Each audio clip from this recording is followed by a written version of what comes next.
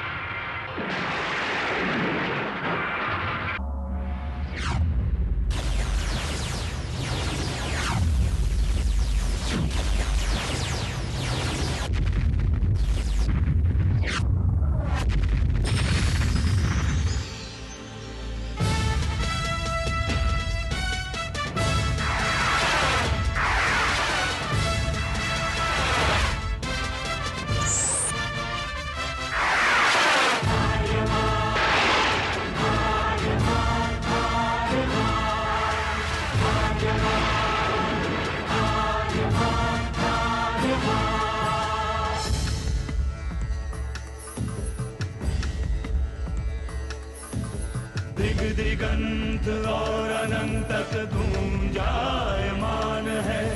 ब्रह्मनाद है विधि का वो अटल विधान है। धर्म की अधर्म पर विजय का वो प्रमाण है। जायमान है वो अटल विधान है। विजय का वो प्रमाण है। ब्रह्मांड का महान योद्धा आर्यमान है।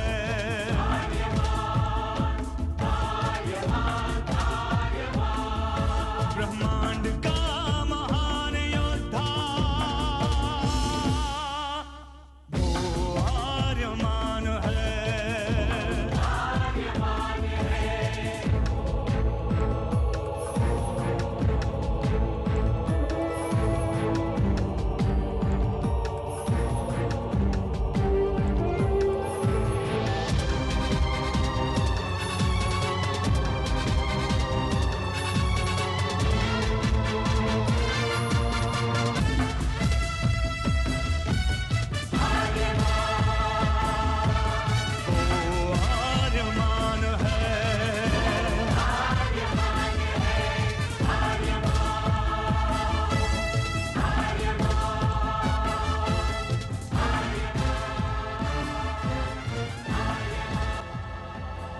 अनंत असीम ब्रह्मांड, अद्भुत, विशाल, विराट, जहां असंख्य आकाश गंगाएं प्रतिक्षण बनती रहती हैं, मिटती रहती हैं।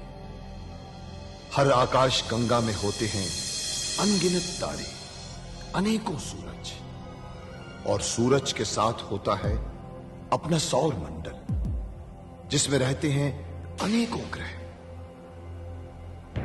न जाने कितने सूरज चमके और बुझ गए, न जाने कितने तारे चमके और खो गए, न जाने कितने ग्रह, कितनी पृथ्वियां, कितनी सभ्यताएं बनी, बढ़ी और खो गई समय की इस अनंत धारा में। इन्हीं अनजानी परंतु अमर गाथाओं में से एक है महागाथा ब्रह्मांड के योद्धा आर्यमान की। बहुत समय पहले पृथ्वी से लाखों प्रकाश वर्ष दूर आर्याना आकाश गंगा में एक ग्रह था, थार।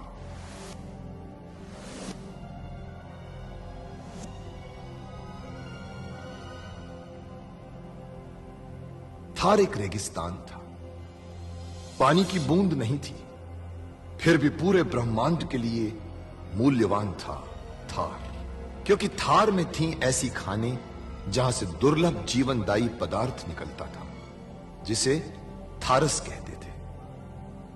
यह किसी भी ग्रह की जहरीली से जहरीली हवा को भी रासायनिक प्रक्रिया से प्राणवायु बना देता था, जीने के लायक बना देता था। कहावत थी, थारस जिसके वश में, पूरी आकाश गंगा उसके वश में।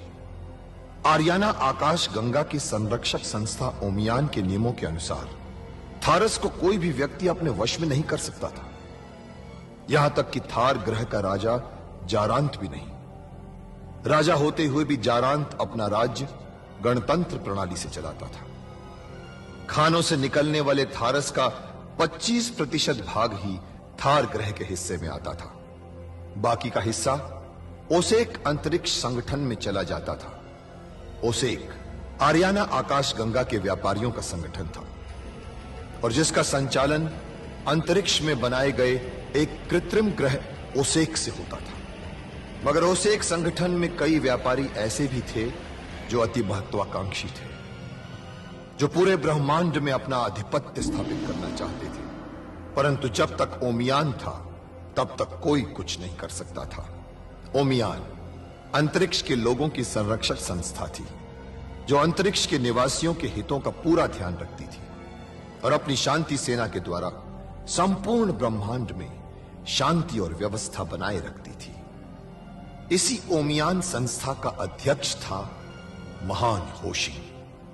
होशिंग जिस ग्रह पर रहता था उस ग्रह का नाम था गुरुक्षेत्र, जहां आज छिड़ी हुई है एक महाजंग।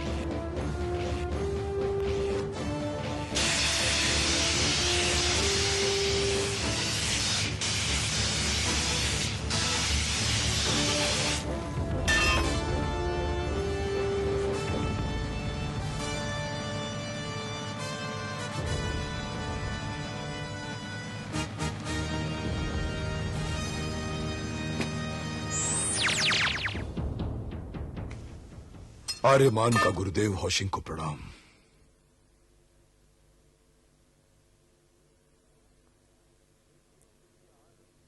एक गुरु के लिए आनंद नहीं इससे बड़ा जब उसी का शिष्य उसे परास्त कर दे। सिद्ध हुए तुम शस्त्रों की परीक्षा में आर्यमान।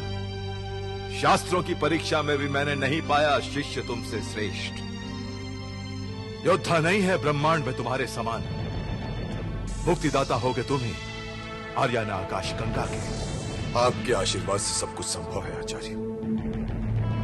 परंतु स्मरण रहे, शत्रुता के लिए कभी शस्त्र मत उठाना हाथ में। शस्त्र उठाना सदैव शास्त्रों के सम्मान के लिए, धर्म की रक्षा के लिए।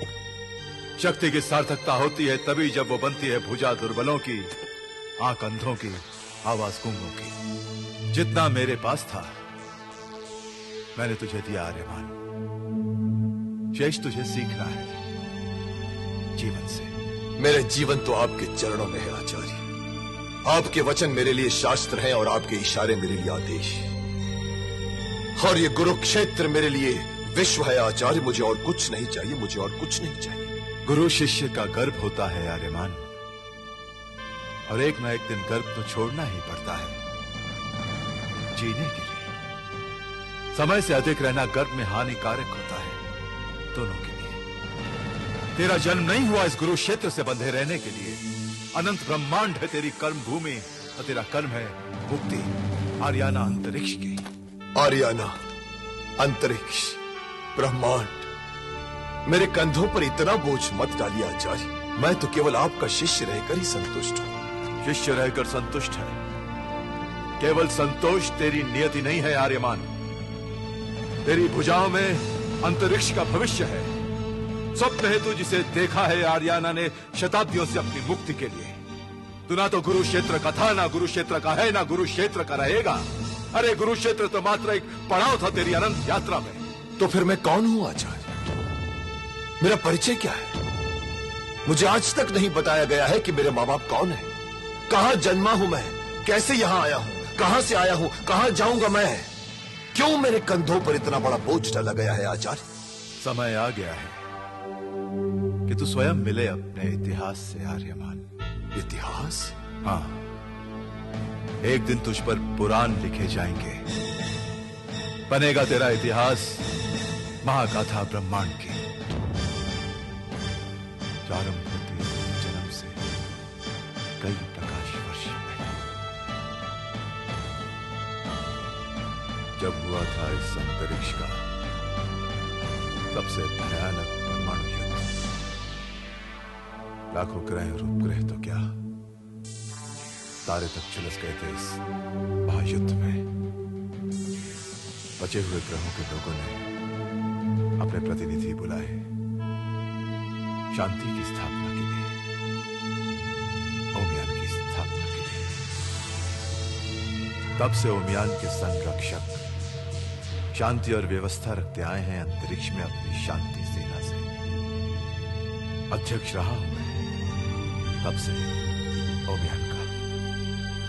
लेकिन जीवन चलता नहीं केवल शुभ से, अशुभ का प्रतीक भी आता रहता है। बार बार कोई ना कोई आता रहता है शांति भंग करने के लिए। ऐसा ही एक प्रतीक था उसे एक व्यापार संघ का महासामंत नारक, मेरा ही एक बिगड़ा हुआ शिष्य। नारक अति महत्वाकांक्षी था। उसने मेरी शिक्षा का दुरुपयोग किया। अधिक धन कमाने के लालच में उसने कई व्यापारियों की हत्या कर दी और उनके व्यापार पर अपना अधिकार जमा लिया।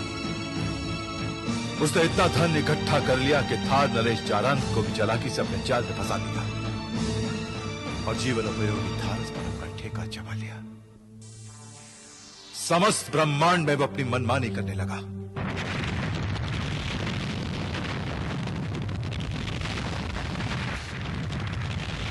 ये क्या किया महासामंत नारक? जरा सी बात के लिए आपने पूरा ग्रह उड़ा दिया। प्रश्न जरा सी बात का नहीं, सिद्धांतों का होता है सामंत वैशाख। जरा सी खरोंच आगे चलकर नासूर बन जाती है, इसलिए इसका इलाज पहले ही आवश्यक होता है। ये कैसा इलाज? उसने आपका एक छोटा सा प्रस्ताव नहीं माना, उसके लिए आपने करोड़ों लोगों की जानें ले ली। एक बात याद रखो सामंत वैशाख, जो चीज नारद के काम नहीं आ सकती वो किसी और के भी काम नहीं आ सकती। ये सरासर अन्याय है, आतंक है। उसे व्यापार संघ के अध्यक्ष को संयम से काम लेना चाहिए। खामोश! हमें उपदेश देते हो? ये मत भूलो सामंत वैशाख कि नारद के नेतृत्व में ही ओसेक व्यापार संघ ब्रह्मांड का सबसे बड़ा और शक्तिशाली समूह बना है। आज अंतरिक्ष के व्यापार पर उसे का ही एक अधिकार है। इसमें सिर्फ आपका ही नहीं, ओसेक संघ के सदस्यों का भी महत्वपूर्ण योगदान है। योगदान उनका केवल गिनती का है। उन्होंने सदस्य बनकर सिर्फ संख्या बढ़ाई है। ओसेक व्यापार संघ को ऊंचाइयों पर पहुंचाने वाला सिर्फ मैं हूं, मैं महासामंत नारद। और मैं अपने काम में किसी का हस्तक्षेप पसंद नहीं करता। परंतु आपके सारे कार्य ओमियान संघ के नियमों के विरुद्ध हैं। ओमियान संघ आपके अनैतिक व्यवहार को सहन कभी नहीं करेगा। परंतु मेरे विरुद्ध ओमियान में जाएगा कौन? मैं जाऊंगा और आपकी इस कारगुजारी की शिकायत करूंगा और आपको दंड दिलवाऊंगा। सामंत वैशाख, तुम मेरे विरुद्ध ओमियान में जाओगे, महासामंत नारद को दंड दिलवाओगे। हाँ हाँ, अब मैं आपके ओसेक व्यापार संघ से अपनी सदस्यता वापस ले रहा हूं। बहुत अच्छे सामंत वैशाख, अब जब तुम उसे एक संघ के सदस्य नहीं रहे तो उसे एक संघ को भी तुम्हारी कोई आवश्यकता नहीं। और जिस किसी को उसे एक संघ की आवश्यकता नहीं होती, पूरे ब्रह्मांड को भी उसकी कोई आवश्यकता नहीं होती। सामंत वैशाख, हम तुम्हारे त्याग पत्र पर मोहर लगाते हैं।